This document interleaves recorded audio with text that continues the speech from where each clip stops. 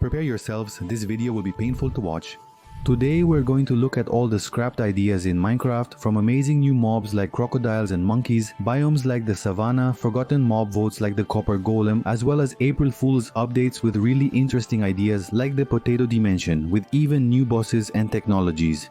Anyway, you have no idea how many good ideas have already gone through Mojang and that right now are simply forgotten. To start off, all of this began because of unsatisfactory updates. At a time when the game's popularity was dropping because of lousy updates with only new colored blocks and parrots, Minecraft was starting to lose players and was entering its dark age. Fortnite was on the rise, and more our beloved blocky game was losing its hype. And in an attempt to avoid all this, Mojang created the MobVote, a democratic voting system where fans can choose a new mob to be added in the next update.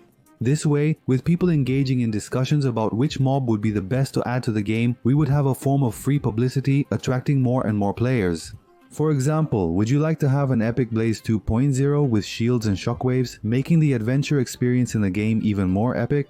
During the first mob vote in 2017, the community had the option to choose Wildfire, but instead selected the Phantom, which gained popularity due to its unprecedented ability to fly in the game at that time. The annual mob vote, held since its inception, doesn't always result in the best option winning, proving that democracy can be flawed. In a democracy, the majority composed of ignorant people makes decisions. Also in 2017, the other mob vote options were a giant squid called Barnacle, which would grab and suck in all the players through its mouth in the deep oceans. The design of this creature is scarier than getting rejected by the girl you like. We nearly included the Great Hunger, a glutton that would camouflage itself on the ground and damage players who walked over it. Besides that, it would have the ability to remove enchantments from items, something we only got later on with the Grindstone. That vote was pretty much like this, right? Which creature that's going to kill me should I choose?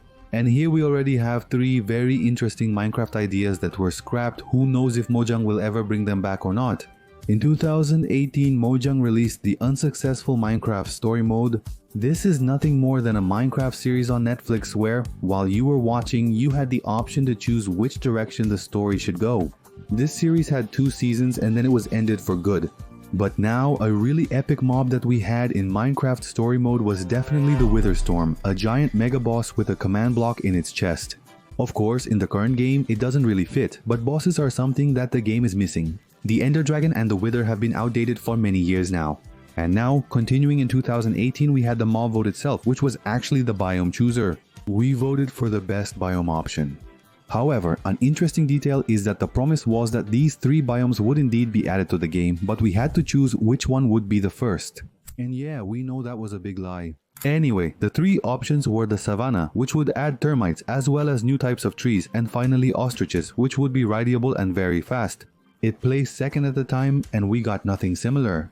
The next option would be the desert, which would bring meerkats, palm trees and oases in the middle of the biome, and in this case it came in last place. The taiga biome emerged as the big winner, introducing sweet berries, campfires and foxes to the game. And as you can imagine, all this fauna and flora was added to the game with the village and pillage update.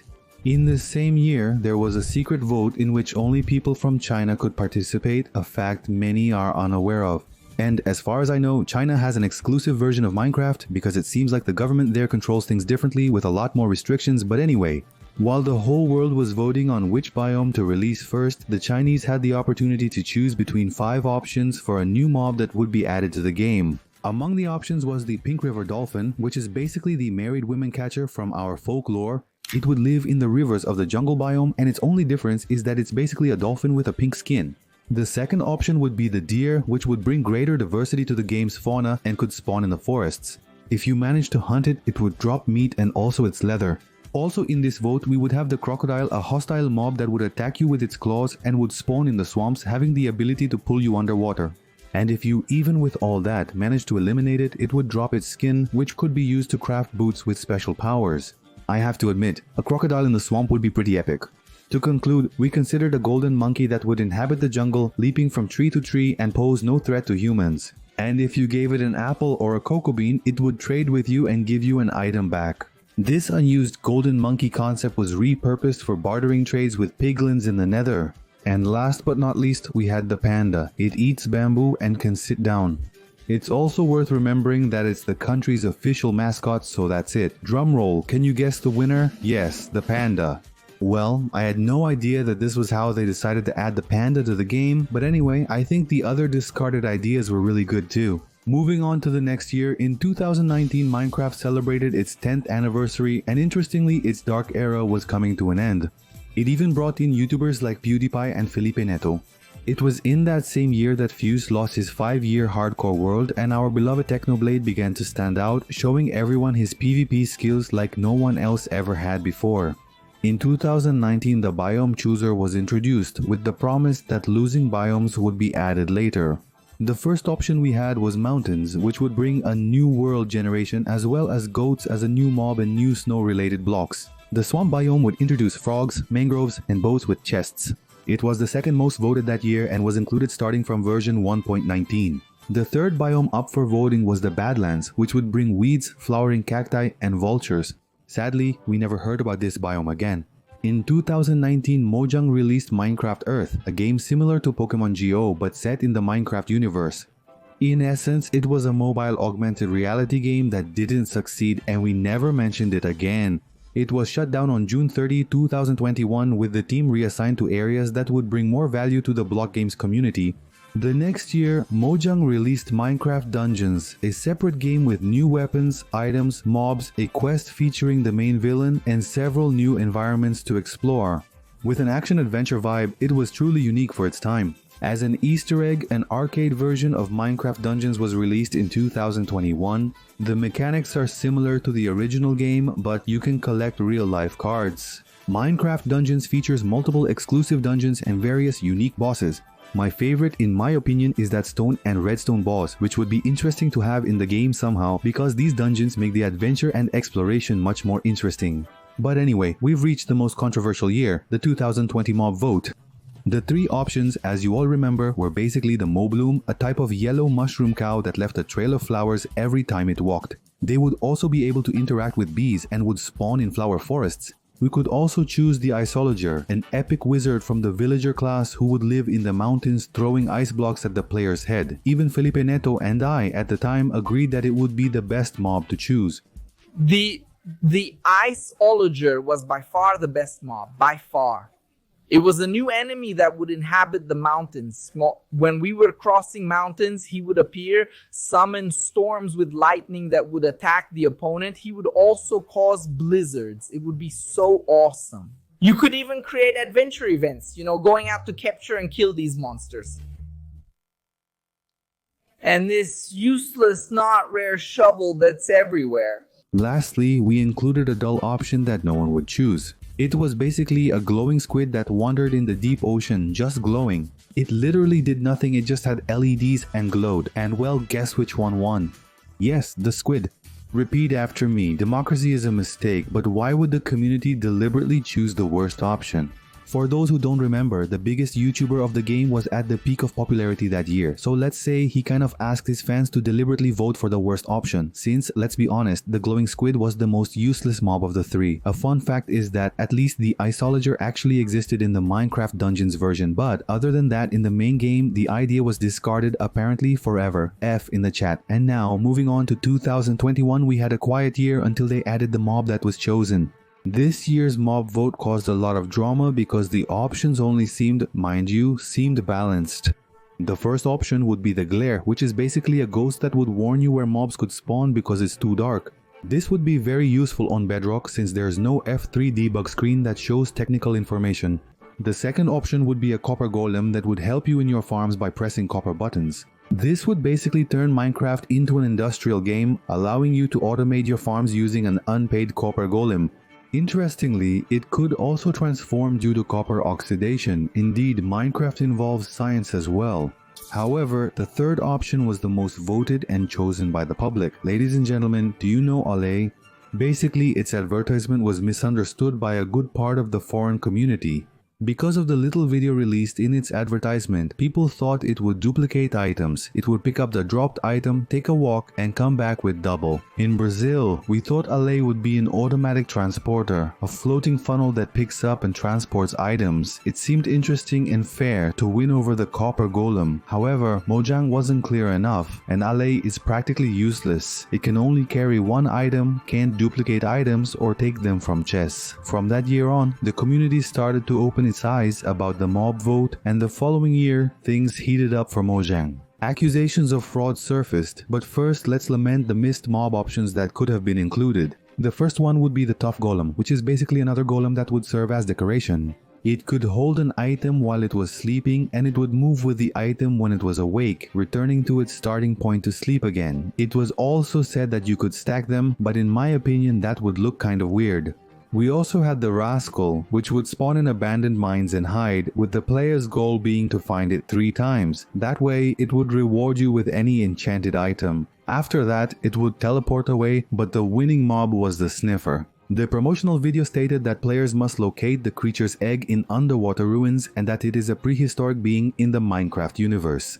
This suggests they are extinct until the Sniffer rediscovers and revives them, which is a fascinating aspect of the game's lore. Its purpose would be to explore and discover new varieties of seeds and ancient flowers. Honestly, among the 3 options, the Sniffer was undoubtedly the clear winner. The publicity for the Sniffer was much greater than for the other options, and technically it would help explain the game's lore a bit better, since even after more than 10 years of history, there isn't really a specific lore in this blocky game. The Sniffer, a new mob added to the game, now receives 55% of the votes, eliminating the previously split voting pattern. However, reality differed greatly from what they claimed, as life is not always easy. When it was added, it spawns alone in the cherry blossom biome and gives 2 types of flowers that, at least for now, do absolutely nothing. That's also how the rumors started that Mojang is lazy. And with all these criticisms being pointed out for years, 2023 was the breaking point for Minecraft fans and became a very complicated year for Mojang.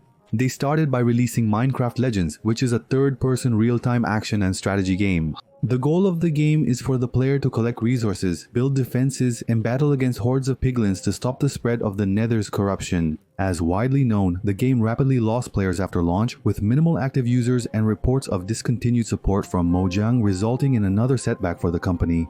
The MobVote 2023, the most recent and controversial one, led to the You Stop the MobVote movement, but it kept with tradition. The options were penguins, cute animals that are slow on land and fast in the water, helping to speed up your boat. We also had crabs, which appeared in mangroves and could drop their claw, which would be used to increase the player's building reach. So imagine yourself with an epic mechanical arm, being able to build from farther away or even break blocks from a greater distance.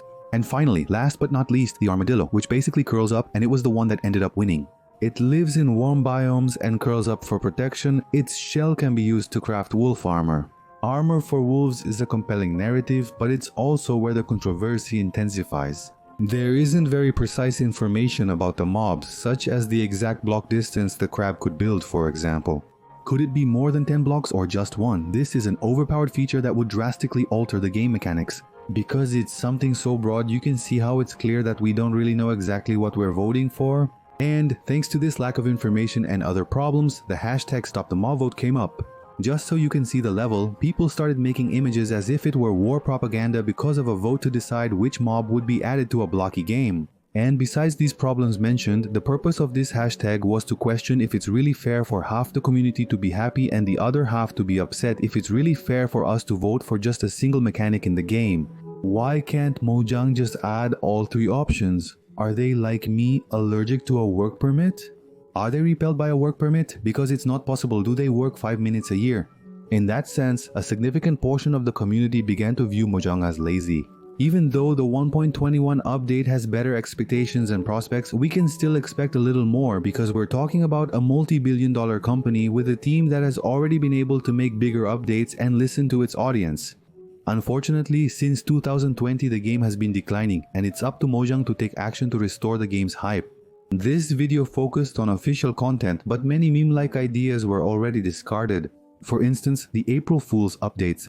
This year we had an awesome epic potato dimension with new items, new technology that makes houses fly. Anyway, since it's a meme update, they just throw in a bunch of epic stuff just like last year when there was the moon dimension too. Lots of ideas that would easily please the community, just like the mods. Man, why does Mojang ignore mods that have been famous and approved for over 10 years? For instance, the Ether mod, a highly popular and acclaimed new dimension that's truly epic. Why doesn't Mojang implement this in the official game? Why isn't there a mod vote so we can vote for the best mod? Tinker's Construct, for example, is a simpler mod, but it would already bring new tools and new ores. Anyway, what Minecraft doesn't lack is ideas, so please leave your idea here too. Follow me on the purple platform ours EIMINE to win prizes like original Minecraft or a gaming PC by watching my streams. By leaving my stream running, you earn points exchangeable for products from the shop, just like hundreds of people have been doing for over a year.